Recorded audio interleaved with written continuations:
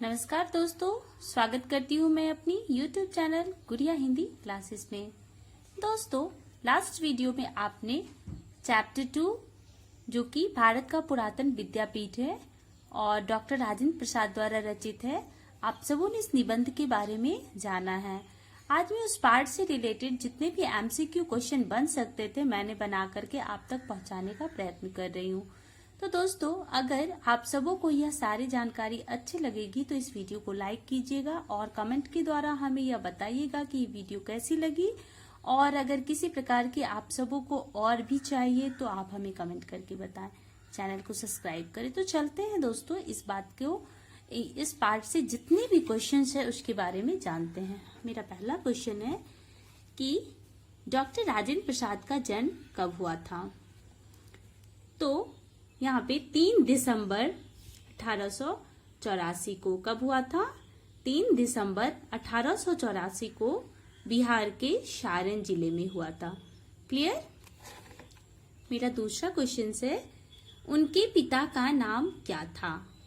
उनके पिता का नाम क्या था? तो महादेव सहाय, जो संस्कृत एवं फारसी के क्या थे? महान विद्वान थे, यानी कि जानकार थे।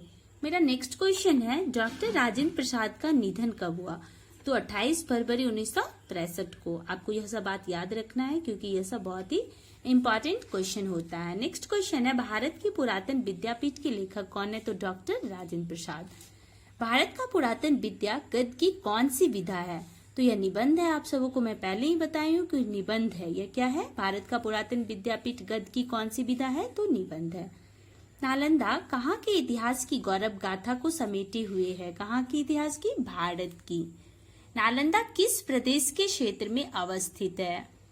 तो आप सबों को पता होगा, लेकिन फिर भी मैं बताना चाहती हूँ कि वह बिहार में। कहाँ पे है? बिहार। जो हमारा फाहियान था भारत में किस देश से आया था? जो चीनी यात्री था वह चीन से आया था। किस देश से आया था? चीन से। याद रखना, बहुत इंपॉर्टेंट क्वेश्चन है। युवान चांग किस भारतीय सम्राट के समय नालंदा आया था? तो हर्षवर्धन। किसके सम्राट की तरह, किस सम्राट के शासन के समय भारत आया था? तो हर्षवर्धन। बहुत अच्छे से याद रखना है क्योंकि ये सब इम्पोर्टेंट, वेरी इंपॉर्टेंट क्वेश्चन है। नालंदा का जन्म किसके उदार दान से हुआ था?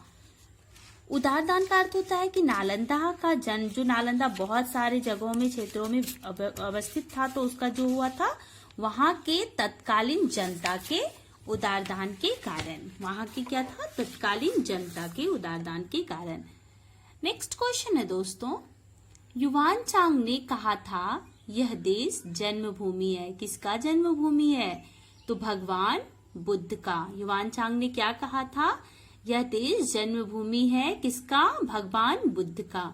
नेक्स्ट क्वेश्चन है, नालंदा किनके जन्म और परिनिर्वाण का स्थान रहा है? तो सारिपुत्त का। किसका? सारिपुत्त का। नालंदा प्रधान रूप में किस धर्म और दर्शन के ज्ञान दान से जुड़ा था? नालंदा प्रधान रूप में किस धर्म और दर्शन के ज्ञान दान से जुड़ा था? बौद्धिक धर्म दर्शन के। साहित्य और धर्म के अतिरिक्त नालंदा किसका एक प्रसिद्ध केंद्र था?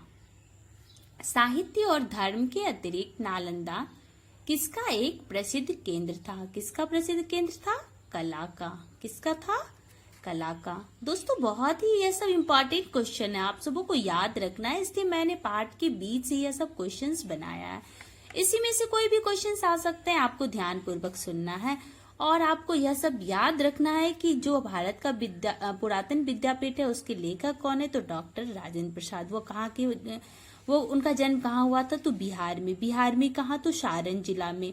कब हुआ था? तो आपको मैं पहले ही बताई हूँ, आप हमें कमेंट करके बताएं ताकि हमें भी जानकारी मिलेगी कि आप कितने अच्छे से देख रहे हो। नेक्स्ट क्वेश्चन है, जो साहित्य और धर्म के अतिरिक्त नालंदा किसका एक प्रसिद्ध केंद्र था? तो कला का। याद रखना है आपको दोस्तों।